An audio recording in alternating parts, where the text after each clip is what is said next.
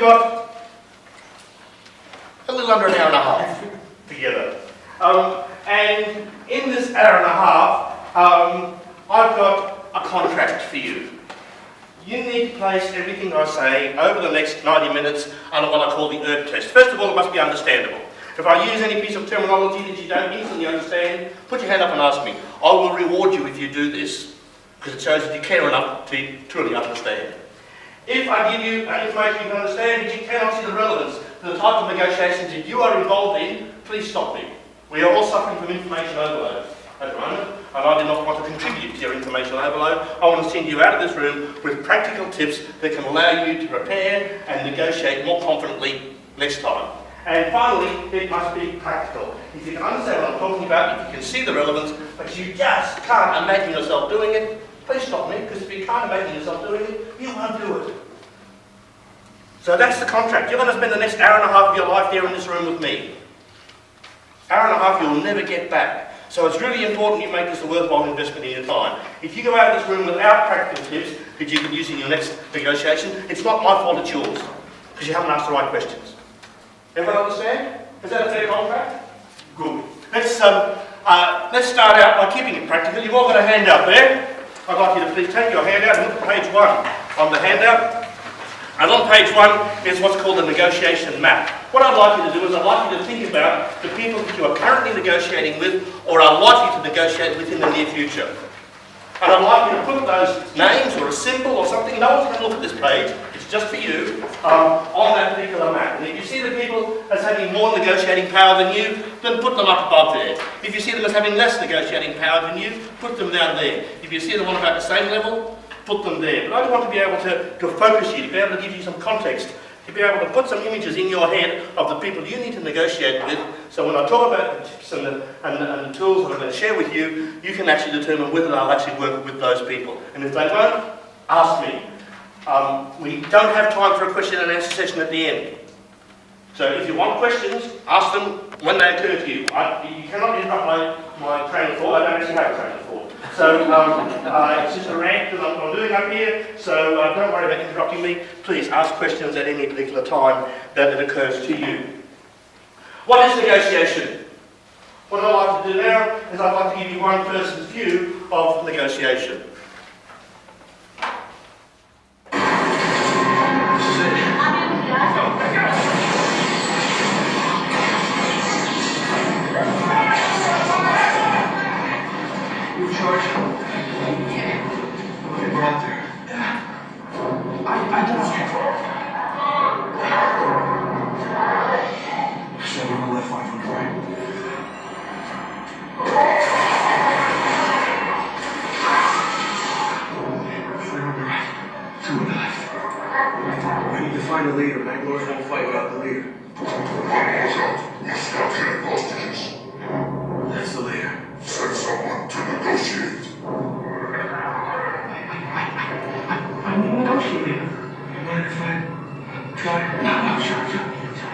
We're sending somebody in to negotiate!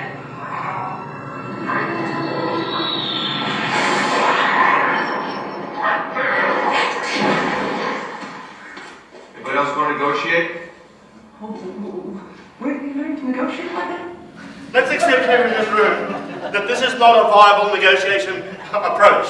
And there might have been times in the past when you wished that option was available to you. Unfortunately, it's not. So we need to find a slightly smarter way of moving forward. First of all, you need to be able to match the type of negotiation that you're using, the style, to the type of negotiation you're going into. A lot of people have just one negotiation hat.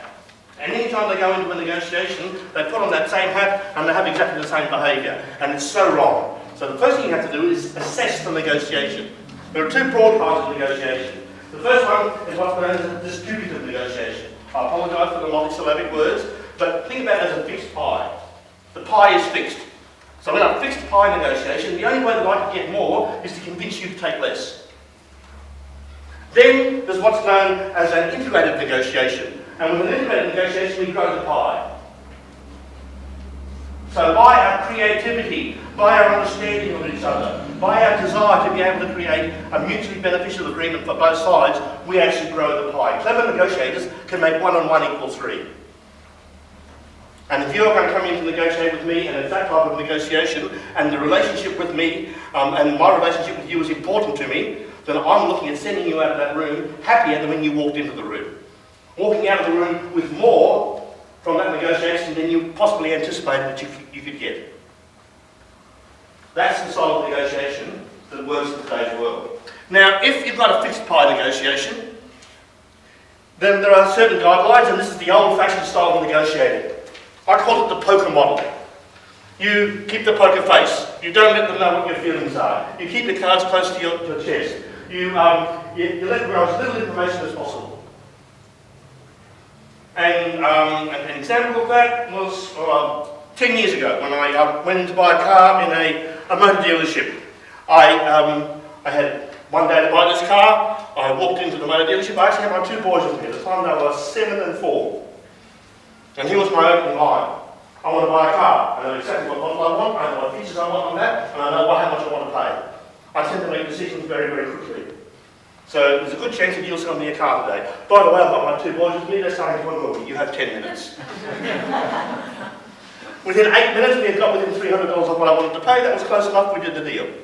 I did not care about him, and I got the impression that he didn't really care about me. The relationship was not important to me.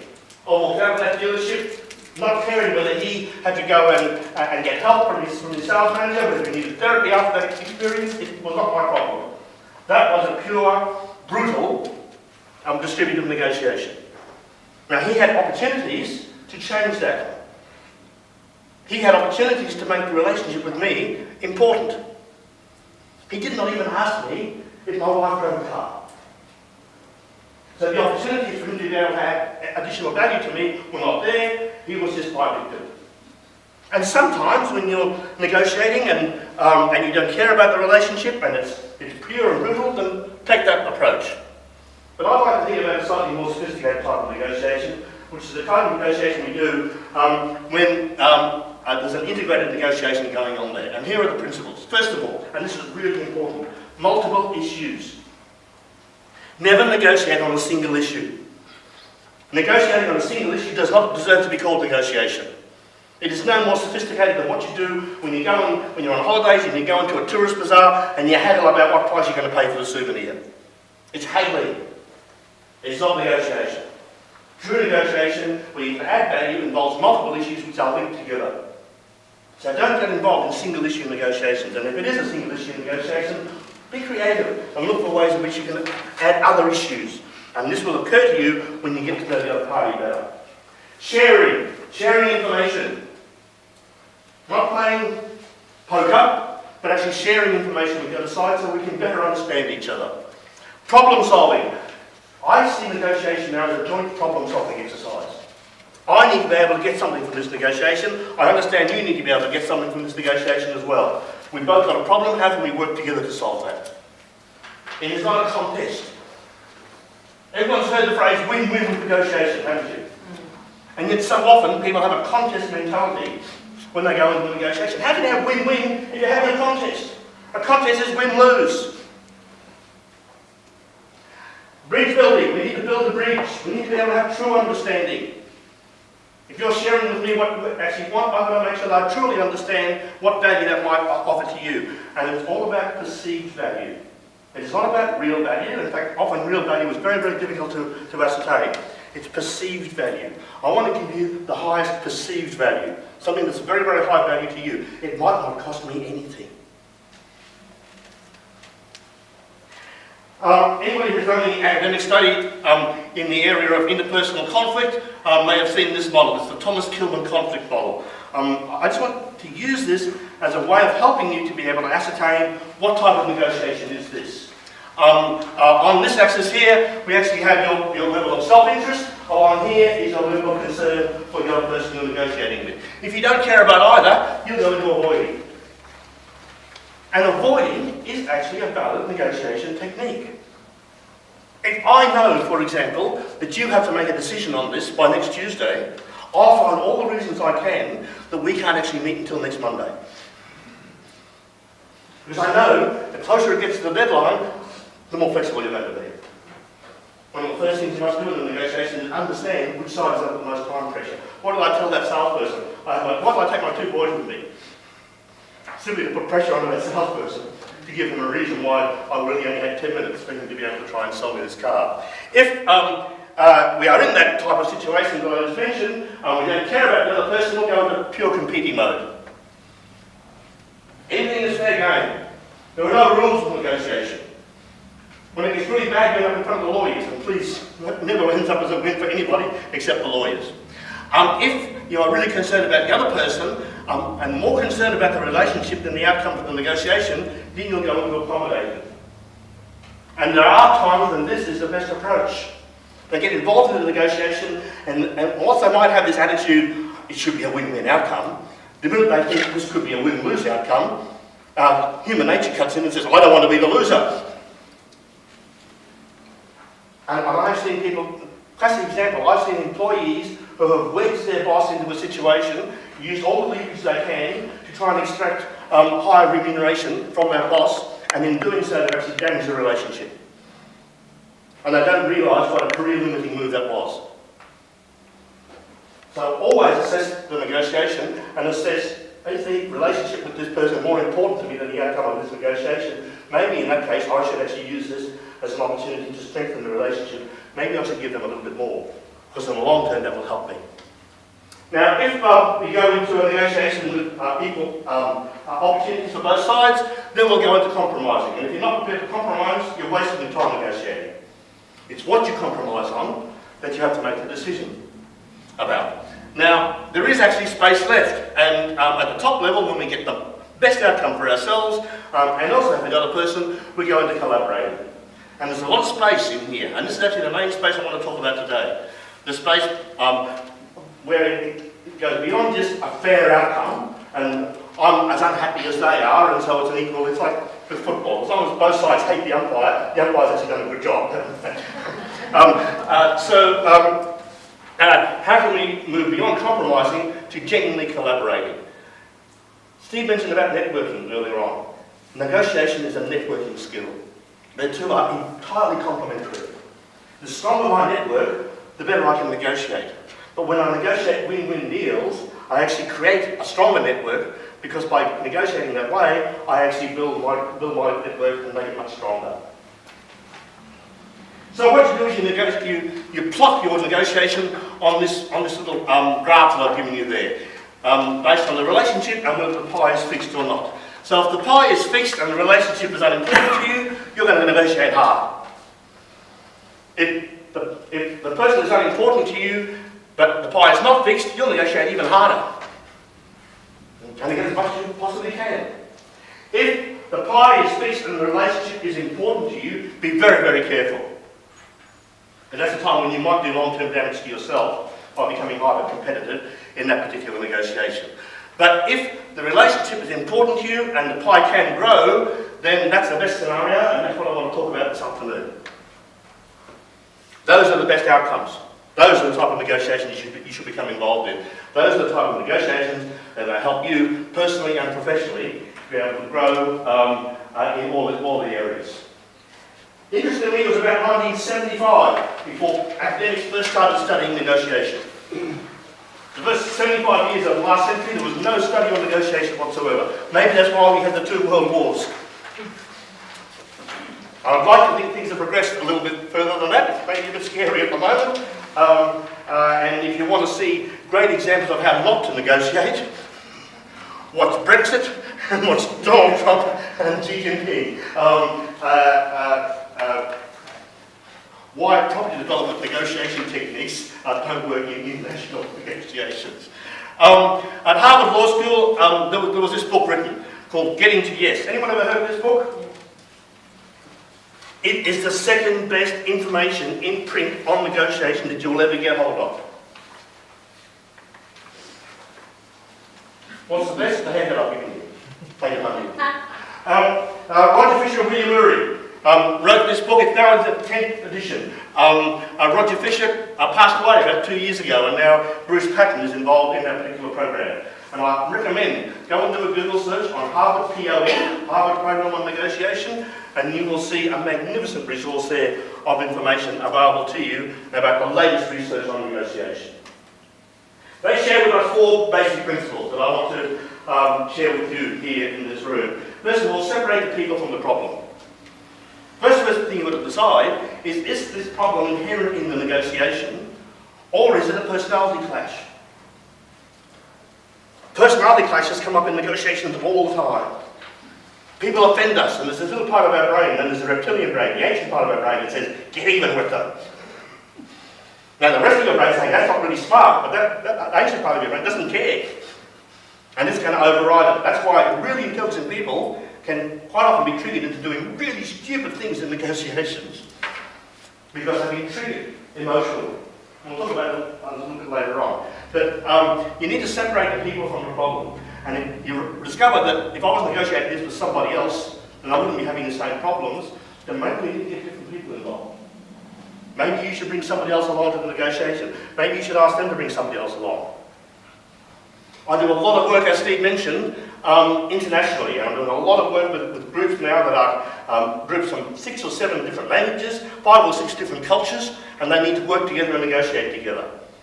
And quite often they'll have clashes, and we've done research, well, I haven't done it, but Harvard Program on Negotiation has done research to be able to prove that most of the time when people assume there's a clash of cultures, it's actually a personality clash. It's just because the culture is the obvious difference, we assume it's a cultural clash. You have problems with people in your own culture, don't you? And quite often, don't assume that just because the person might come from a different cultural background, that the culture is the problem. It's quite often a personality clash. So separate the people from the problem. Focus on interests, not positions. When we go into a negotiation, focusing on positions is not really very sophisticated. It's about as sophisticated as the battle plan in World War I, where one side dug themselves into a trench and the other side dug themselves into a trench, and they just decided to try and defend their position. This is a little bit smarter. If we go into a negotiation, we have interests that cause us to go into that negotiation. Then we decide on a position, what our first offer is going to be, what we're going to put on the table. And then what we do is we bargain from position to position.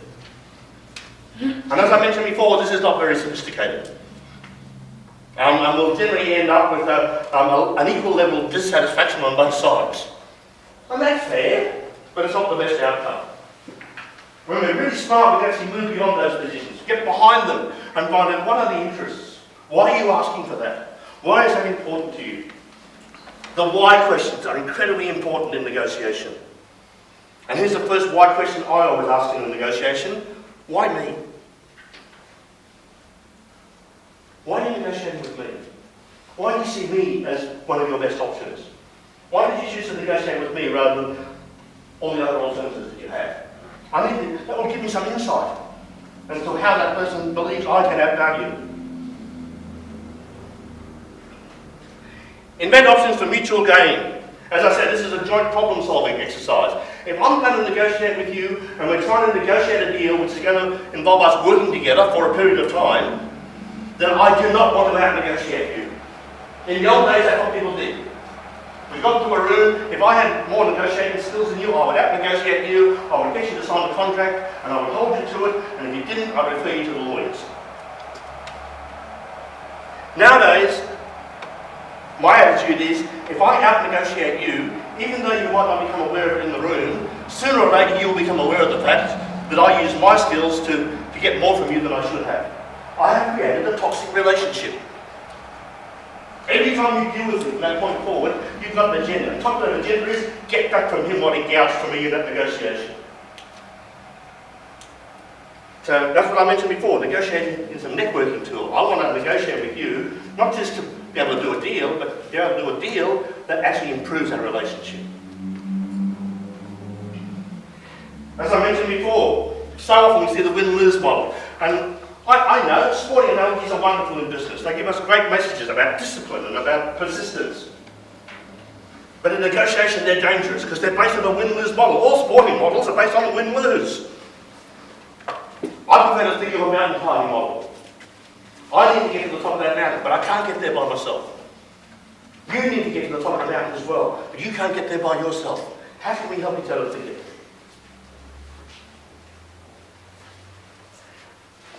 Find agreed standards. I won't believe your figures, you won't believe my figures. So if we're going to be able to work together, we need to be able to have some stake in the sand reference points that we both agree on.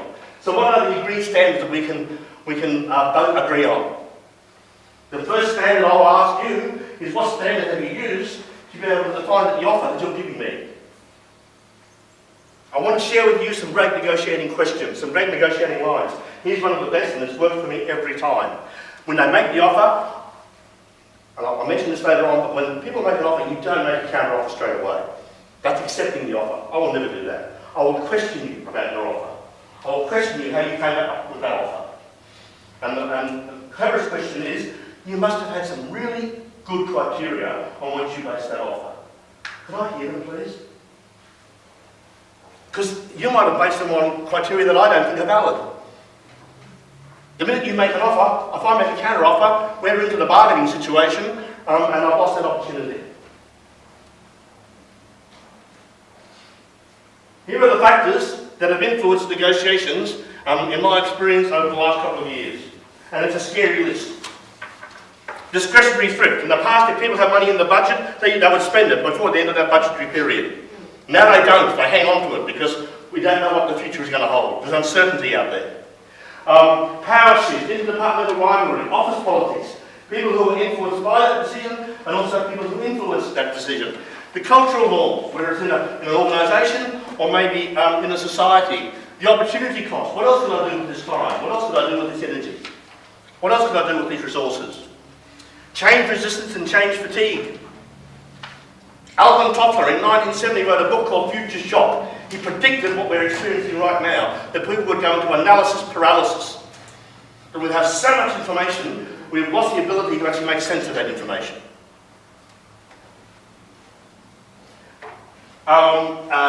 Policies and procedure, historical factors, the planning cycle, community and environmental considerations. All of these can impact on the other side's decisions. And a lot of them they won't tell you about because they're embarrassing to them, or it requires them to maybe see that they're violating some confidentiality. You have to perceive it. Anyone ever heard of a phrase called BACTA? BACTA stands for Best Alternative to a Negotiated Agreement. I have investigated every important international negotiation that's gone on this planet since Benjamin Franklin went to the court of King Louis to try and get ships and ammunition and food from him to fight off the British in the American War of Independence. The great thing about studying international negotiations is eventually, it might take 50 years, all of the facts come out, and so we can actually see the factors that were influencing that. Doesn't ever happen with corporate negotiations. And what I found is, very rarely is it the most powerful side, the side that wins the negotiation. It's the side with the best alternatives that wins the negotiation. The number of times in the last 100 years, with the United States being the most powerful nation on the face of this planet, the number of times it's been out-negotiated by third world countries should be embarrassing to the Americans. But it's not surprising. And I know so often people will think, oh, I'm going into a negotiation with someone, and they've got a really important title, they're in a really high position in their organisation. Guess what? People in higher positions often have less alternatives. So determine what your alternatives are. The side with the best alternatives negotiates the best, not the side with the most power. And also, your use of your alternatives, your background, which is, what's my best alternative? I can't reach an agreement with this person, what's my best alternative? And then use that then as your reference point. So anytime that they're making an offer, I'll compare it to my background. Anytime I'm thinking about a counter offer, I'll compare it to my background. The danger with negotiations is it all becomes relational. And I just compare my offer to what I offered last time, or I compare your offer to what you offered last time. And we need to have that stake in the sand, we need to have that reference point, because sometimes it is actually better for you to walk away rather than continue negotiation with that particular person. I'm now going to show you a video. This is a case study of two gentlemen involving involved in the sale of a radio station. I'm not expecting anybody here in this room to be involved in selling radio stations. But I would like you to watch what's actually going on, to see the actual negotiation, to identify some of the strategies that you see people use. The late Roger Fisher comes in later on. I'd like you to see what techniques are actually used. I want you to watch this video so you can learn techniques you can use yourself next time you're involved in a negotiation. So here's the setup. Mr. Gillum, I've already told you, my position is $14 million. If you want to take the station away from me, that's what it's going to cost you. Mr. Bryant, our position is $8 million for your share. That's 8 times your share of cash flow. That's fair, that's reasonable. I don't understand where you're coming from. Well, I get my number of $14 million from what I know this station is worth. I'm the one who came in here 5 years ago when it was down and out as number 3 and built it to number 1. I know this station and I know what it's worth, and $14 million is my share of what it's worth. That's what it's going to take. Your partners have given me 2/3, an option on 2/3 for $16 million. Why is 1/3 worth $14 million? My partners have not been around here nearly as much as I have. I'm the one who made this station. I really don't care what kind of deal they cut with you. My position is $14 million because that's what I know this station to be worth. If you want to take it away from me, that's what it's going to cost. $8 million is our position, Mr. Bryant. That's a take it or leave it. Well, $14 million is my position, and that's a take it or leave it. And so many negotiations start that way, don't they? And you can see how the gentleman on the left there tried to use the reference point of what your partners have sold me 60% for. Didn't work. He said, I don't care. That's not important to me. I'm not going to use that as a reference point. So the old gentleman then goes off and talks to Roger Fisher. Roger, the guy's a mule. He wants $14 million for his share. That's all he wants to talk about. I can't reach it. I don't know what's going on with him. What do you want? What's the company want here? The company, What's the purpose of this negotiation from your point of view? the company wants the station. It's a good station. We'd like to buy it. It would fit nicely. It's got some profits. We could offset against some losses. You told me you've already got an option on 2/3 of the station from the other owner. Yeah, I've got to have 80% of the station before I can put the losses and the profits together. I can't do it with that 80%. You need 80% of the station. 80%. And when you get the station, what do you want to get? What are you going to do with it? Well, it's a good station. There's no real sense in changing it. I'd like to have a good transition, one that doesn't look like we've taken over the station. I want to keep the town, I want to keep management. Generally make no waves in the market. What I'm doing here is looking behind the company's position, $8 million, and the radio station's position, $14 million, for the underlying interests, the concerns that lie behind that, and try to find out what Mr. Gillum wants, what kinds of things he needs, not just wants, but what he really needs to satisfy his concerns. And then we'll look at the other side, what the station owner needs. So you need 80% ownership in order to have to consolidate the books. That's the number. And on the operation of the station, what do you need there? What do you want there? Well, I'd like to have a good operation, a good smooth operation. Basically, what it's been doing. Let's go talk to him and see if we can find out what his concerns are. Lots of luck. Here's what I want you to watch. I need your feedback about what's done. Mr. Bryant, what do you really want out of this situation? As I've said, I want $14 million. I made that very clear. What would you do with the money you have? Well, I don't think that's really any of your business. Fair enough, but I want to understand what you care about, because if we're going to make a deal, it's only with your agreement. It's only a deal you want. What do you want in this station? What I care about is this station. This is more than just a job for me. It's something that I thoroughly enjoy, built from the ground up. I feel like I'd be selling one of my children.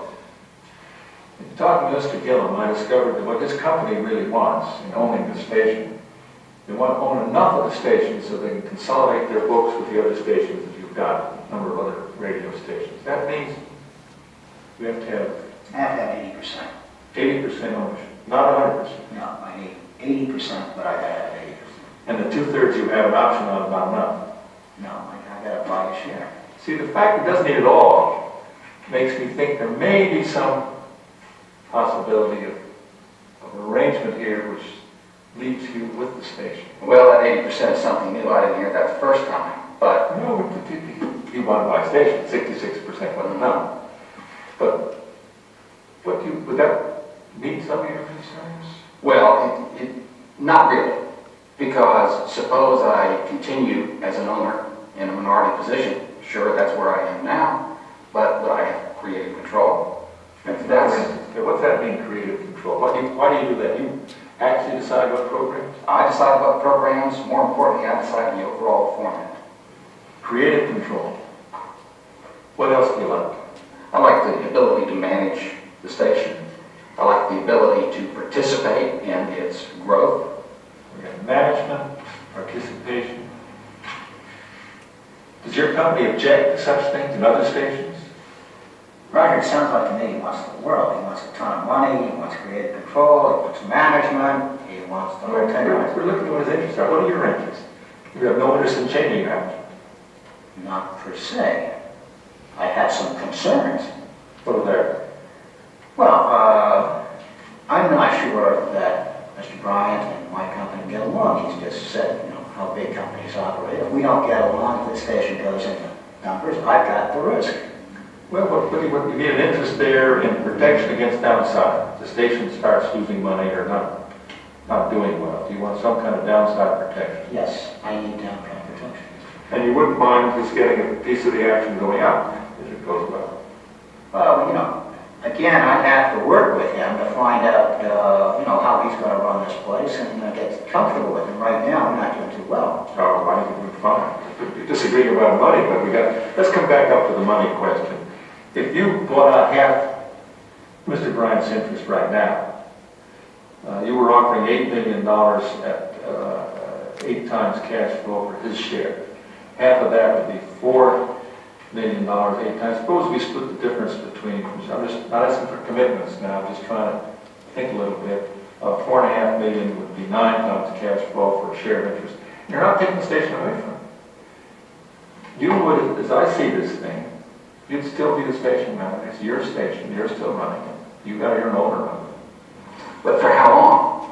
I mean, we talked about different kinds of contracts, and maybe some of those would work. There might be different triggers in there. You want a long term. I want a long term.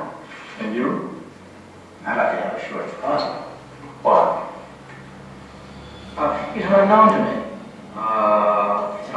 We've got some risk in here. We're putting out a ton of money. He's run the station for 5 years. Well, you know that track record. What did he do? He set the criteria. He has that. Rewards for anybody who contributes? Yes? He had those alternatives in place to talk to him about what his perceived views were as to the station manager's So perceived views. there's sharing of information. The why question. Why is that important to you? Why do you want that? Yeah. What else? You got them talking. Sorry? You got them talking. You got them talking with each other. Yes. And sharing information, sharing their perspectives. That was quite frustrating once for them because this fellow here couldn't help himself. Anytime that person said they wanted something, he argued against it, even though privately he'd actually said that didn't really matter. All of us go into that sort of trap as well. But what practically did he do? Yes, there was multiple issues there. It was less confrontation. Sorry? Less confrontation. Less confrontation? Yes. Yes, and then what did he do once one of them started actually telling him? So we found an alternative to the original deal that they were talking about. Yes. Yeah, but practically what did he do? You probably took him too deep. The money out of it and just come to the vehicle. Took the money out of it? Yes. We figured out what they actually needed as opposed to what they just... What they were asking for? True. And then what did he do once one of them started admitting that? Wrote it down. He wrote it down in all the time I've been involved in negotiation, either as a negotiation coach in my own negotiations or in case study negotiation exercises that we've done over the last 10 years, the side that starts writing things down first generally wins the negotiation. Write it down. How often have you been involved in negotiations where what people say at the start of the negotiation, what they really want, is not exactly what they're going to sign the contract on? It's more just designed to get you committed, more to get you involved in this. And then when it gets down to the other end of the negotiation, all of a sudden they start introducing other factors like, oh, I'm sorry, but you've got to get the cheapest price as well. When they come up with that, I'll actually use that as a challenge because I've got it written down. And I'll actually say to them, I'm sorry, I'm confused. You see, you don't confront them, you act confused. I'm sorry, I'm confused now. Earlier on you said this was important, and actually point to where I wrote it down. Now you're saying that there are other criteria. Which are most important to you? Keeps them honest. Make sure that they're actually honouring their word. And some of these hints are written down on page 7 for you. So write it down. Look behind their positions with the why and the why not questions to be able to get their interests. Give them a reason why they should answer your questions fully. I'm sure you're aware of the fact that when people come into a negotiation, they do not take an oath. I will tell the truth, the whole truth, and nothing but the truth. Doesn't happen, does it? And in fact, even whether it's a negotiation or not a negotiation, in a normal interaction, if I ask you a question, you will give me just enough of an answer to satisfy me. It probably won't be the entire answer. So if I'm going to ask you a question, I want to know the full answer. Inherent in that question, I've got to give you a reason why it's of value to you to give me the full answer. And so what Roger Fisher said, we're trying to do a deal here, and we're only going to do a deal if we can actually meet your interests. Help us understand your interests so that we can put together the deal that's going to best satisfy you. That was a reason why you should share your interests with me. If I say, what are your interests? And you're in the old negotiation model, you won't tell me. You just go back to pointing to your position and stopping the table and saying, this is my final offer. I have to give you a reason, and the simplest one, and I use this all the time, and it works, just so I don't waste your time, are there any other factors I need to consider? At the opening of the question is the incentive to you to give me the full answer to that. I'm saving you time. I'm saving you frustration. Factor in any perceived risk or reward. Now, they're Americans and they talk about downside protection. Americans always come up with a phrase for things. But basically, it's a contingency clause. A bonus clause if things go better. A penalty clause if things don't go well.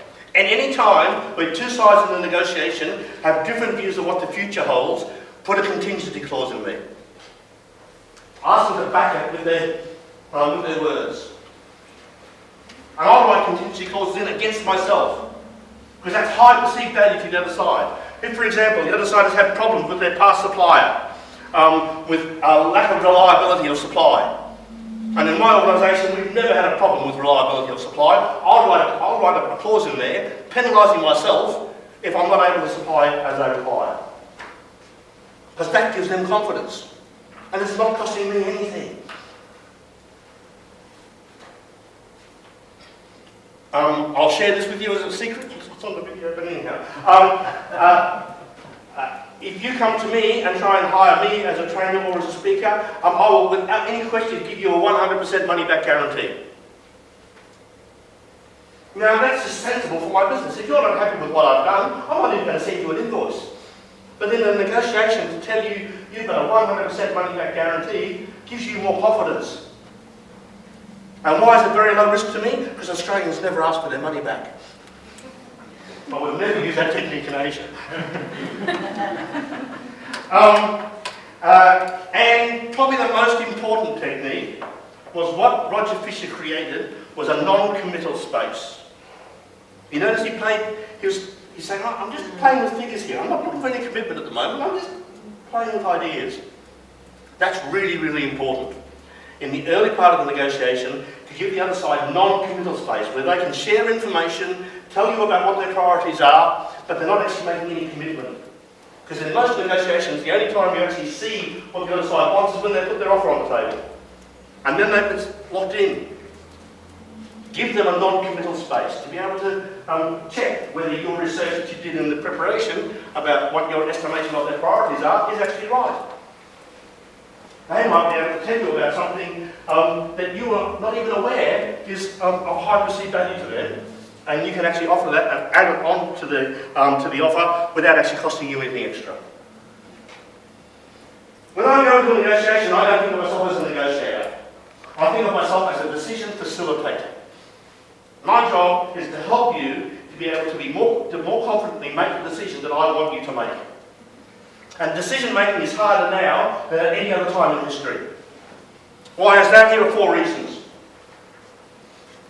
First of all, greater uncertainty, isn't there?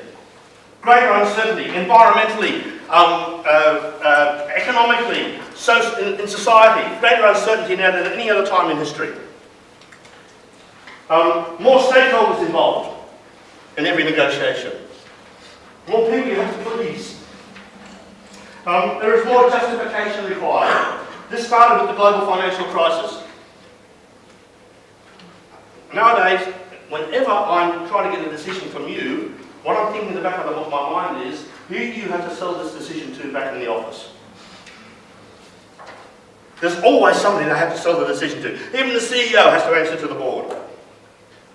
Now, sometimes I'll tell you, and if they're going to share that with you, that's wonderful, because then we can go into joint problem solving. Okay, how can we work together to help you sell this decision? Who do we have to sell this to? But often they won't tell you, because in telling you, they believe it compromises their authority in your eyes. Whether you tell me or not, I'm going to assume there is always somebody you have to satisfy, somebody you have to justify this decision to, and I'm going to give you everything that you need to be able to sell that decision to those people. Decision making, as I said, is harder than ever before. I want to make you a confident decision maker, then you choose me. And the thing that stops us from being that confident decision makers is information overload. Salespeople do this all the time. The person thinks they're ready to make a decision, and they're ready to buy, and then they come to a salesperson, and the salesperson can't resist. I know 10 times more information about this than that person knows. I'll tell them all that. And they thought they were in a confident decision-making position, and the salesperson just convinced them, you don't know enough to make a decision yet. And they chase them away. They run away with all the brochures, and have to go and do more research to make sense of the new information you've given them. So how do you combat that? Sorry? How do you combat that? Be very, very careful with the new information you share with them.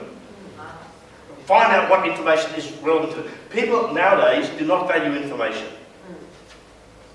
In the past, if you wanted to listen to the best lecturers in the world, you had to pay to go and sit in the lecture theatre of the best universities. Nowadays, you've got nothing better to do with your time, you can go onto iTunes and listen to the best lecturers in the world with every waking moment. Universities give the information away for free. They sell the degree. And because information is given away, people don't inherently value information anymore. What people value is insights. Don't give me information, give me insights. Give me maybe 1 or 2 pieces of information, but make sure that it's relevant information to me. Most of the information we share with people is just junk, but it confuses them. And it makes it hard for us to distinguish the important information from the unimportant information. That's why in smart schools nowadays, they're actually teaching analytical skills. They're actually teaching students about bias. They're teaching students to be able to better analyse information so they can distinguish the important information from the unimportant information. Has that answered your question? People are looking for insights, not information. The end result of this is that decision making is harder, and getting the decision that you want is harder again. Professor Brian Mandel is one of the main lecturers at the Harvard Program on Negotiation. I'd just like to have him share a few of his words with you. Systematic preparation is a major source of power and leverage in negotiation. Those who've done their homework, who've calculated carefully their own interests, who've thought carefully about what the other side is interested in today tend to do best in negotiation. And so I want you to think hard about this question. Why is it today that the other side is having difficulty saying yes to my particular proposition? And when the answer comes back that it's simply not meeting a price, you want to be able to quickly probe again, what is it around the issue of price that's problematic for you? I want you to think about what that opening dialogue looks like. I also want you to understand, using a basic football analogy, who goes first and who goes second in this negotiation matters. Who kicks and who receives the ball. Think about being ready for both of those, given the fluid nature of the negotiation.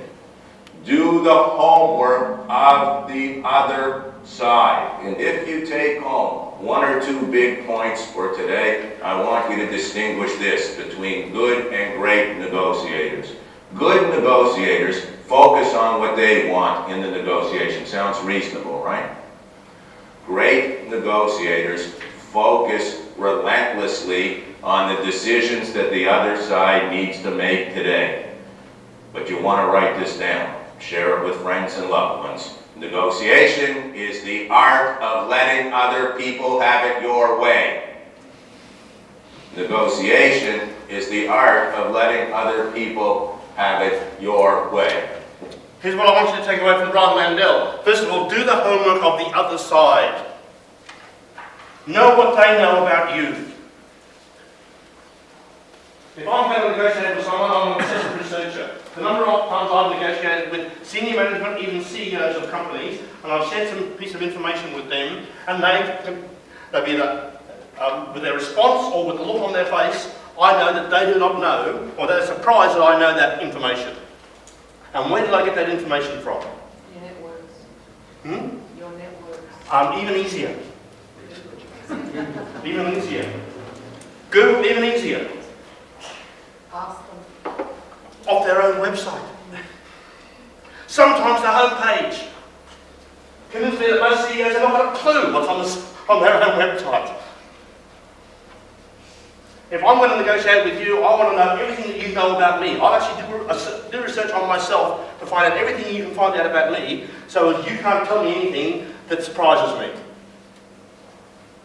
No surprises in the early part of the negotiation, certainly coming against me. We'll talk about that a little bit later on.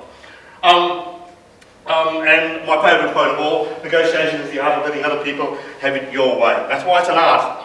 It's also a science, but it's primarily an art.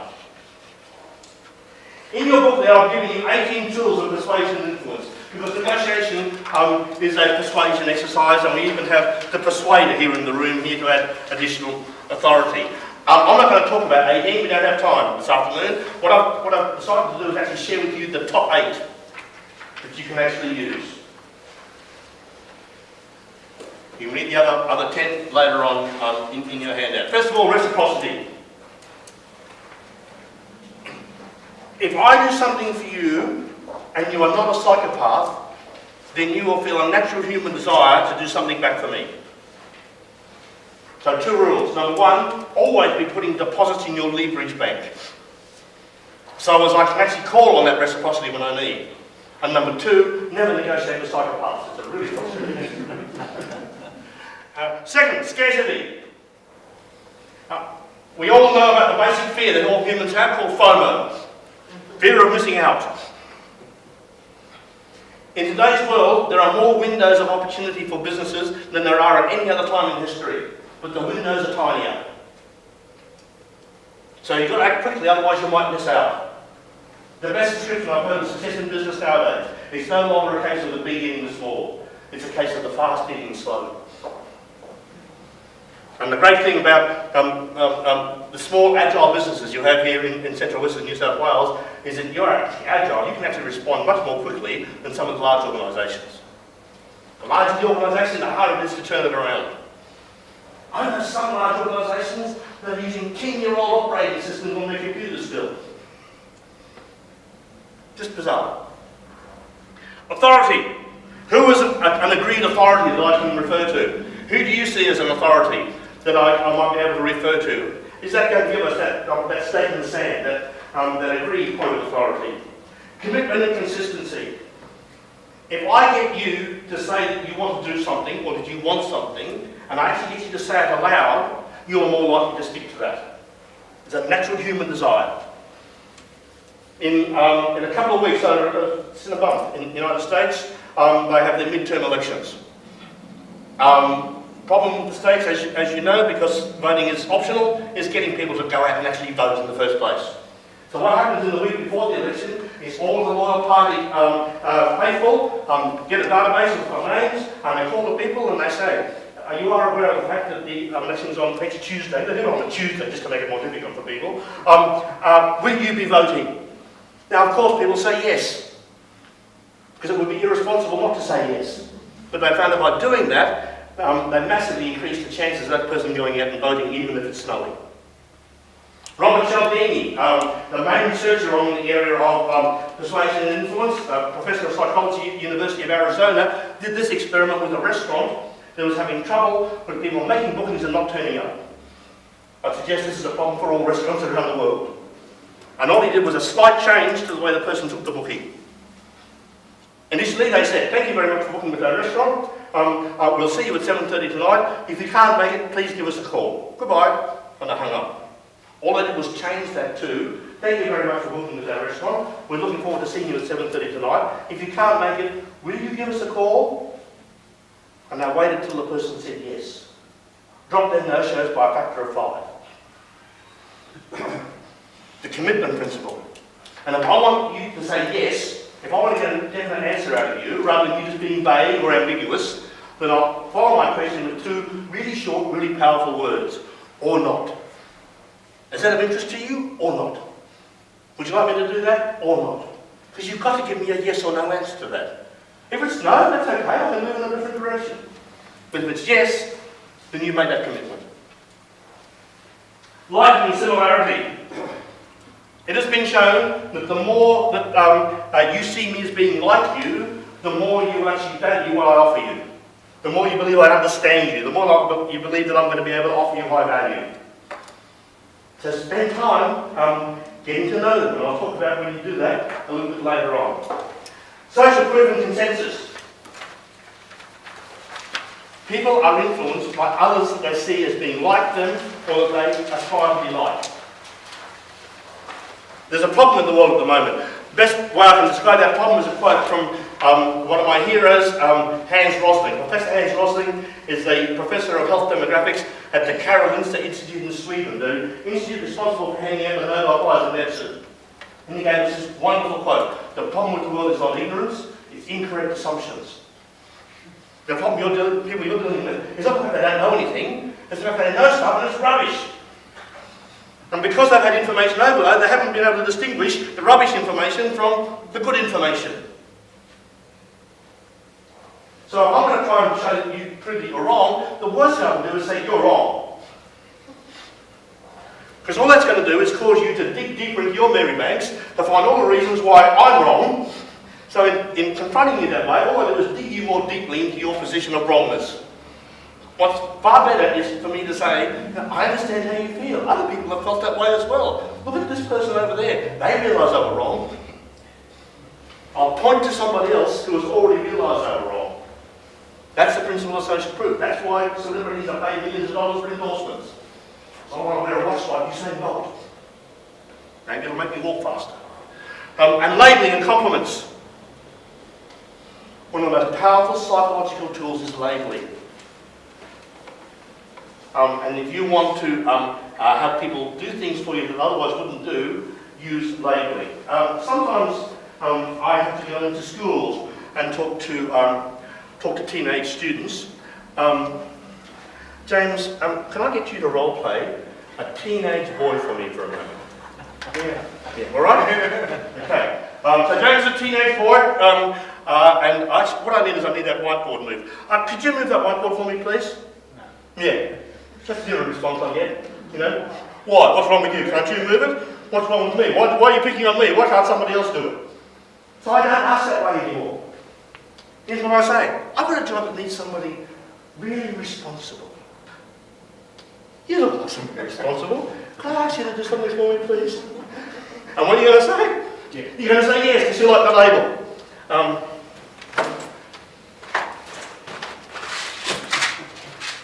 Teenagers like Skittles. So, how can you use labelling in negotiation? Here's one way that I use it. If I know that at the end of the negotiation I'm going to be asking you to make an innovative decision, to maybe to decide I'm going in the direction you haven't gone before, I'll research you and find out when you've made an innovative decision in the past. And in the early part of the negotiation, I'll compliment you, I'll label you as being innovative. You know, I had a look at what you did 5 years ago. It was really innovative. You're obviously able to see opportunities. And so I label you as being innovative. I label you as being insightful. So then later on, when I'm going to ask you to make an innovative decision, you're more likely to do it because you want to live up to that label. Does that make sense? Any of you who have customers, label them as being loyal. When was the last time you rang a customer for no other reason than to thank them for their loyalty? In times when people are out there trying to gouge away sections of your market, and the customers that maybe are starting to think you're taking them for granted, and humour. Now, why have I left humour to number 8? Harvard Business Review 2 years ago nominated humour as the most powerful persuasive tool on the face of the planet, but it is also the most dangerous. Because if you get it wrong, you could offend someone. So I'm not suggesting you don't use it, but make sure you've got a good, strong relationship and a good understanding. Because in today's world, look at the stories in the news of people getting offended by things that were actually done with the original intent of humour. It's so easy to offend people now. People are just looking to be offended sometimes. Negotiation is a 5-step process, and you've got to make yourself the master of this process. Because by making yourself the master of this process, you can help the negotiations to go as effectively and as efficiently as possible and give yourself the best chance of creating maximum mutually beneficial agreement for all parties. It's a 5-step process. In the past, it used to be a 4-step process. It used to be preparation, proposal, bargaining and closing. But because of the research and because of our awareness now of the importance of building the relationship, we actually have a 2nd step that's come in there now called preamble. Let me just explain what you need to do in each step. Preparation.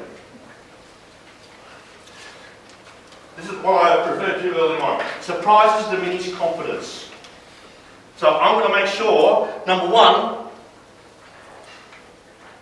that I can find ways of surprising you.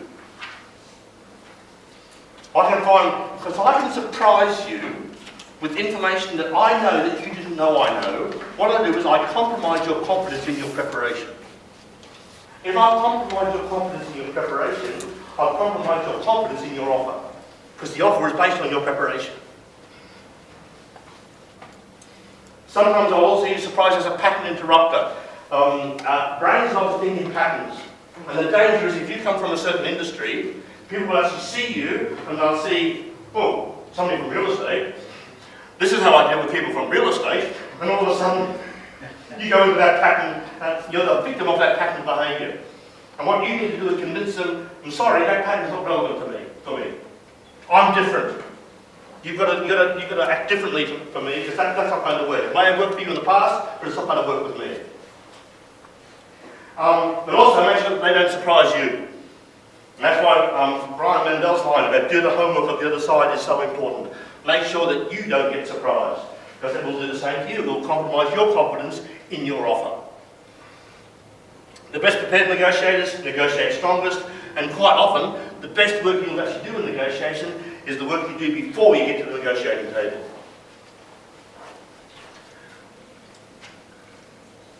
It has shocked me how often really high-level, sophisticated, smart, multi-degreed people have actually gone into negotiation with almost no preparation whatsoever. 5 years ago, I was involved with this group who were actually negotiating for major AusAid programs. These are multi-million-dollar programs.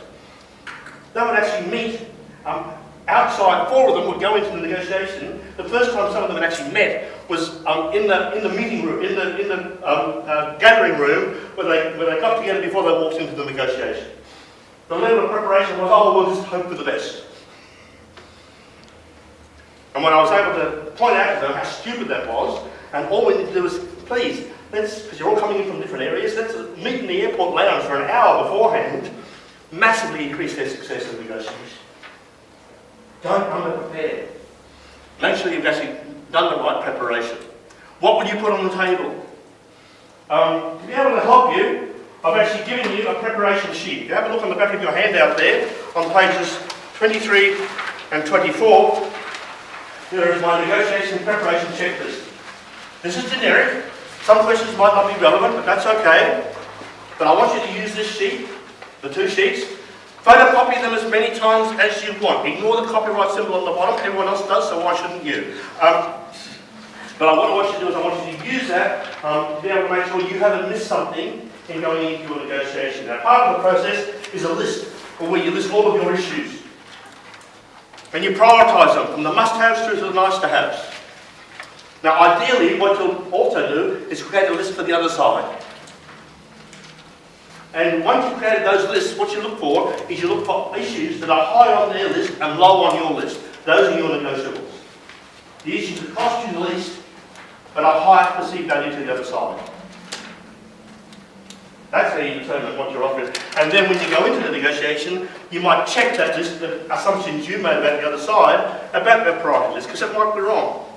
And then you can change it before you put the offer on the table. Which is why the preamble is so important.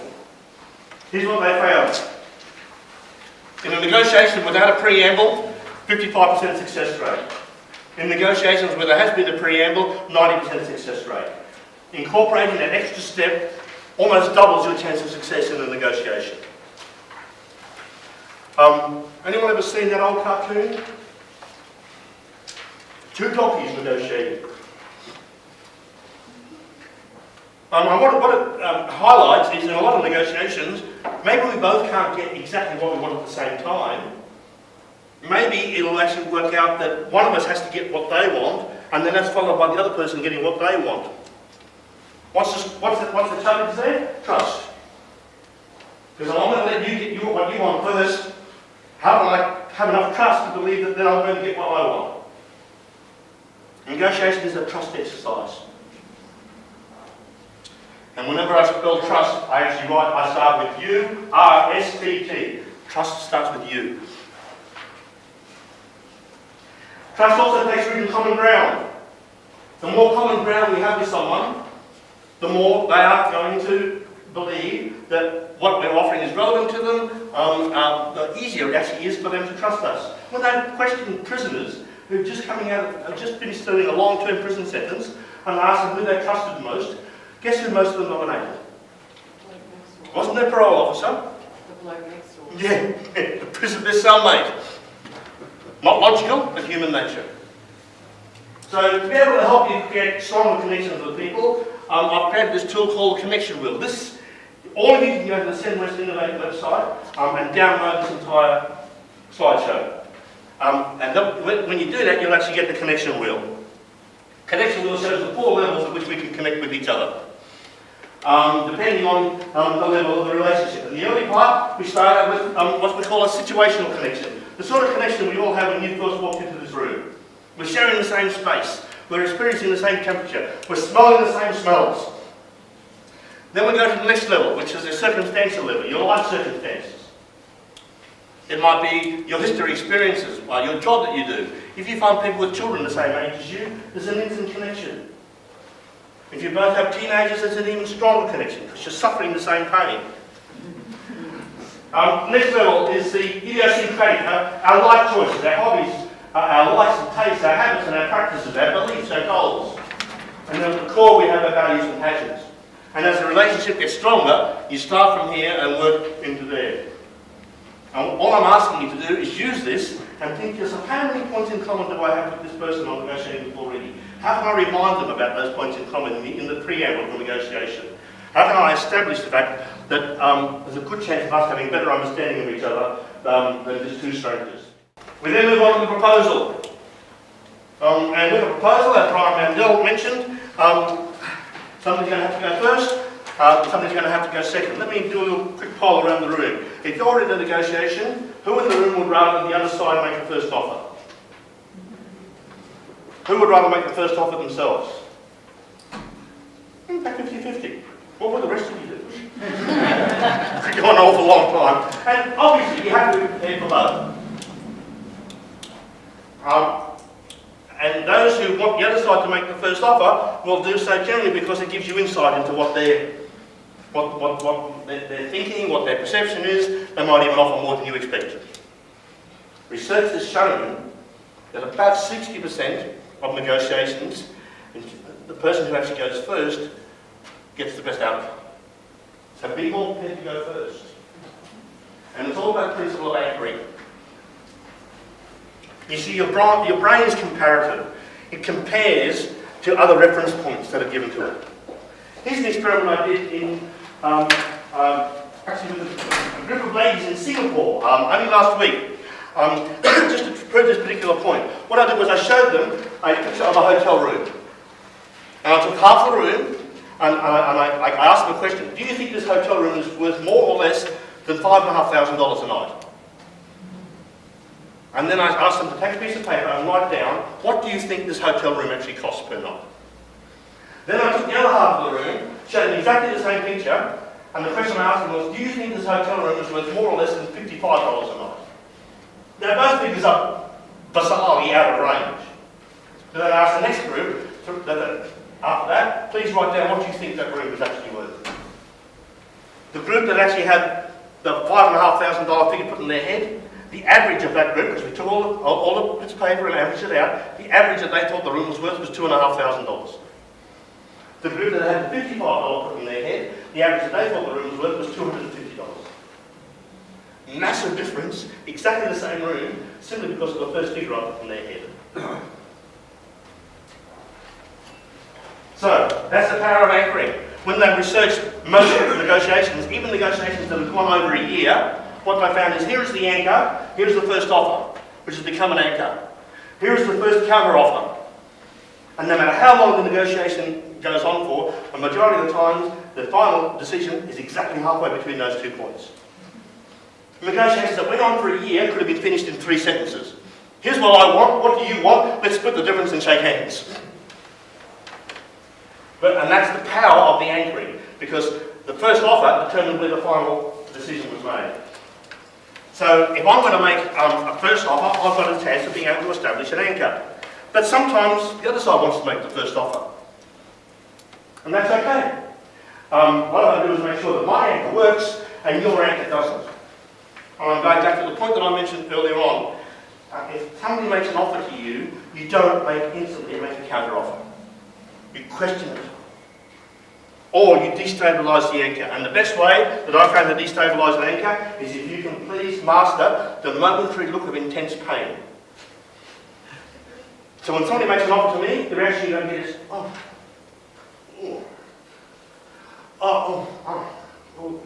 right.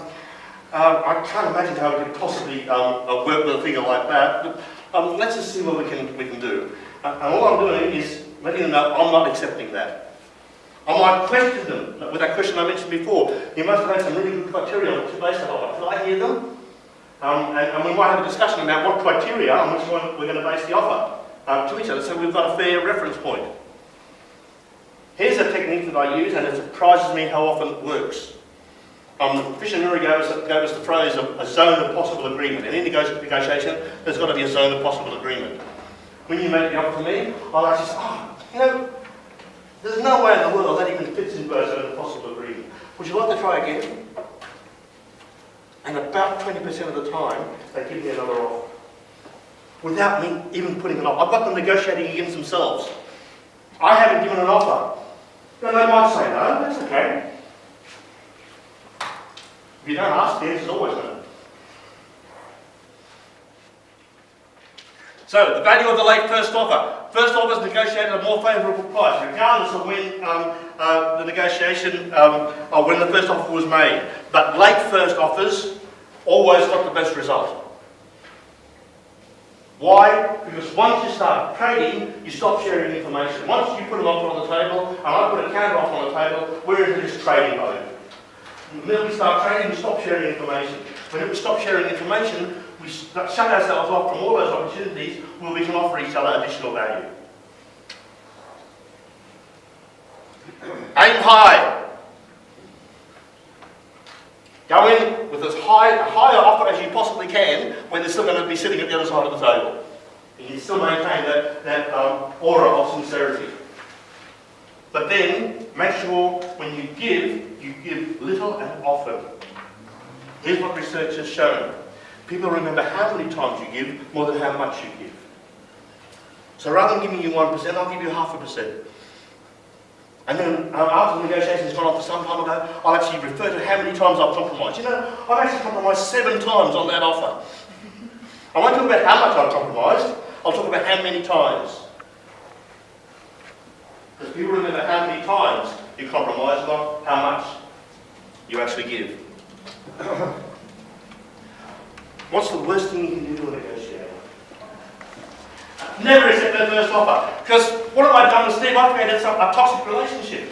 Because if Steve had a second car to sell me, how much would you be asking for that? 100. Yeah, even more. The same as if you negotiate with someone, and in that negotiation, they negotiate you down 10%. Next time they're negotiating with you, they start factoring in that 10%. That's the starting point. That's the danger of discounting. Reframing. You have to frame the offer. What are they comparing it to? What are you comparing your offer to? And the whole idea of negotiation is to make sure that my offer is framed as high as possible and your offer is framed as low as possible. What are the reference points you can use? The non-offer offer. This is a way of actually putting a figure in people's head. And again, a little insight to my business is a technique I sometimes use. People actually say to me, we want you to come along for a keynote speech. How much do you want for that? And I'll say, you know what? I was reading in the paper the other day that Bill Clinton got $250,000 for a presentation. Now, am I suggesting I'm Bill Clinton? No. Am I going to ask for $250,000? No. But when I make my offer, it seems really cheap in comparison because I put that figure in their head. Being able to say no. All the first 3 books written about negotiation had yes in the title. Now we're realising that important negotiations are the ability to say no. Best feedback I've had from people involved in my negotiation training is you allowed me in the early part of the negotiation to let the other side know what is not on offer. Otherwise they keep annoying me by asking. If I can just say that is fixed, other things might be more flexible, but that is fixed and that will not change, otherwise I'll have to go somewhere else. Simply setting that and getting that out of the way and factoring that into the discussion has made the negotiation much more successful. And why do most people not say no? Because it's awkward. Because we don't feel comfortable saying it. Here's, but for your worried, this is our latest book, The Power of a Positive No. And it's a 3-step process that I want to share with you. And it's a variation of the old sandwich technique. First of all, you say no. You start with a positive affirmation. So I'll start out by saying, you know, we've managed to agree on quite a few things already. Or, you know, even so far in the negotiation, I still think that you are my best option. I'd still like to be able to do the deal with you. However, if you want me to go any further on that area, it is simply not possible. I have to say that with 100% confidence while I look them in the eye. And then I give them an offer that is conditional on them accepting that no. However, if you can accept the no on that, then maybe we can be more flexible in other areas. Would that be of interest to you or not? So, in the negotiation, we start a starting point, we get agreement on certain points, we then reach something we can't agree on. What we need to do is push them aside to an alternative offer, which is actually seen as being equal or better than what they're asking for in the first place. And to finish off, the strategies and counter-strategies are typically used in negotiations. First one, I mean, if you haven't had this one tried on you, you haven't been around for long enough. The budget bluff. That's all we've got in the budget. I have been saying this for 10 years, and I've had all the experienced negotiators in the room. I've questioned them and actually seen whether their experience reflects what I'm saying, and they all agree with me. There is always money in the budget. It's just not always in the column that you want it to be. You have to be creative. You might have to be a little bit more flexible. But if there was money in the budget, that's wouldn't be talking to you. Trawling. Trawling is when, if you can just do this really special offer for us on this one tiny deal, then that's going to open up the floodgates and there's all these other businesses going to come through. My response to that? I'll blame my system. There's no one in the world my system allows me to be able to give a one-off price like that. However, if you are sincere and all of that extra business does come through, I'll happily give you a rebate. I'll be sincere about that, but I'm not going to give you money on a promise. The squeeze, we've got a cheaper price. They've always got a cheaper price. And here's the question I'll respond to that with. First of all, disclaimer, there is no way in the world I can possibly match that price. And if you're going to go for something that, based on the fact that they're simply the cheapest, then I'm not the person for you. And by the way, if that's going to be your main decision-making criterion, what are you going to do next week when there's somebody cheaper again? What are you going to do next month when there's somebody cheaper again? People want value, not just the cheapest price. It's just the price is what they ask for. And what I'll say is there's nowhere in the world I can possibly match that price. But if all other things were equal, would you still rather deal with me? The answer is always yes. I know that because they wouldn't still be talking to me otherwise. If there was another offer that was of equal value to them and it was cheaper, they wouldn't be wasting their time talking to me. The gentle touch. They walk in, they give you the muffins, they're very, very nice to you. And hoping that we'll actually get you into such a flexible and lovely frame of mind that you'll give away more than you otherwise would have. Suck it all up, be appreciative of it, but don't allow it to manipulate you. And be careful if they're giving you coffee. A lady by the name of Sophie Mason, in the program I did in the University of Queensland a number of years ago, recently finished a PhD to be able to show that if you have more caffeine in your system, you're more easily persuaded.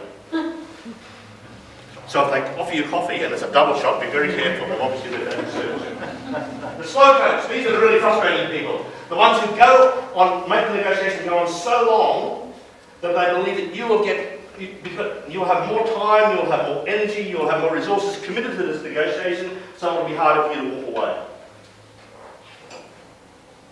Be aware of the fact that it is just a ploy, it's one of the most annoying ploys. The best way to deal with it is make every offer time limited. Here's an offer, but I can only make that available for a certain limited period of time. Do not confuse it with a cultural difference. I'm doing a lot of work at the moment with people who are negotiating with others from different cultures, and the way that we refer to time is one of the most obvious differences in culture. Some Western cultures tend to want to negotiate very, very quickly and very efficiently. Middle Eastern cultures, the relationship is more important. There's this negotiation that went on last year between an Indian company and an American company. Both actually being led by a female negotiator. Whenever an offer came in from the Indian company, the American lady decided, I will get a response back within 24 hours. I want to be efficient, I want to show them how keen we are to make this deal. Within 2 weeks, the Indians walked away from the negotiation because they thought the Americans were being too pushy. Different way to value time. I was talking with a lady in Lithgow yesterday who's going off to negotiate with the Egyptians. And I said, basic rule with people from the Middle East, you never introduce business. You've got to let them introduce the business. Otherwise I'll see you. Sorry? Got to have a cup of chai. Oh, several. And probably another trip back to Egypt as well. But that's culture. People can't change that. Don't resent that. They can't change it like they can't change their eye colour or their DNA. It's in their genes. Nibbling or erosion is another annoying technique, but again, in some cultures, negotiation never stops. Their attitude is, you agreed to this yesterday, today's a different circumstance, maybe something else will be available, so I'll ask. Don't get offended at them asking, it's not unprofessional, there are just different cultures and different approaches to this. However, I have to factor it in, so if somebody keeps asking for extra from me after a deal has been done, my response will be, there is no way in the world I had enough margin in that deal to keep giving away things to you. But I want to be flexible. So if you want that, what can I have in return? You never give something without getting something in return. So you're basically starting another negotiation. As I said, it's a journey, and with some people it continues on. And in today's uncertain world, I think that's becoming more likely. Because of the way things change, if you negotiate a 2-year contract, it's almost guaranteed at some stage during the 2 years you'll need to renegotiate certain factors of that contract because of the way circumstances have changed. Know your hot buttons. I used to go into negotiation hoping the other side wouldn't see my hot buttons. I now go into a negotiation assuming that they can see my hot buttons, assuming they're going to try to upset me. Because a lot of people have this ploy. If I can upset you, if I can enrage you, I can make you have your emotions take over your logical part of your brain, and I can get you to react and say something that you regret, then all of a sudden you'll become more flexible. And you have to expect them to do that. And you have to have a methodology to deal with that. Sometimes you can deal with it just internally. Just by reminding yourself, this is just a ploy, don't take it personally, it's just worked for them in the past and so they don't know any better. Sometimes you might need to remove yourself from the room. I've had times when, sorry, I've got to make an urgent phone call, I've got to make a trip to the gents. Leave them to sit there for a minute or so and think about whether they push things too far. Allow myself to resettle and get calm, like I now mentioned earlier on, and then come back in to the negotiation. Final points for you. So I'll put together what I want you to remember from today. Number 1, match your style to the negotiation. Assess the negotiation. Basically on how important the outcome is to you, how important the relationship is to you, and make sure that you approach the negotiation with an appropriate style. Get behind their position to their interests.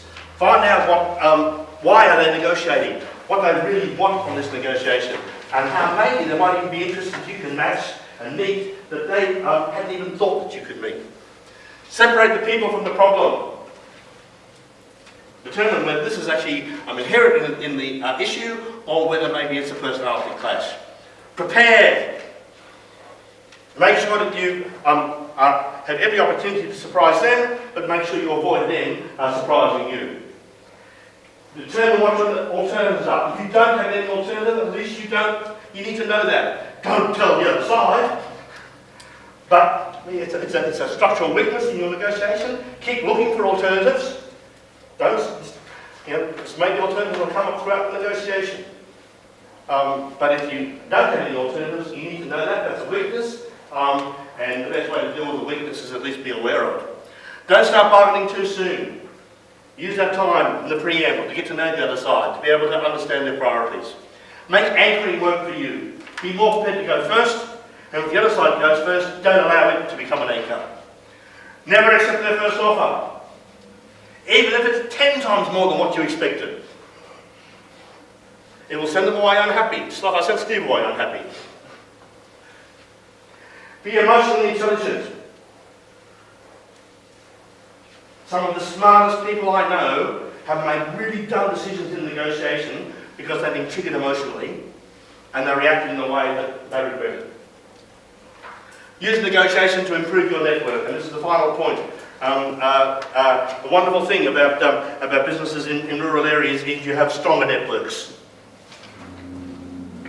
And if you can enhance your networking by negotiating where you're able to add value to the other side, that's going to make a stronger network, it's going to make a stronger community, and allows you to be able to compete more effectively in a hyper-competitive world. Do I have time for questions? There probably aren't any anyhow.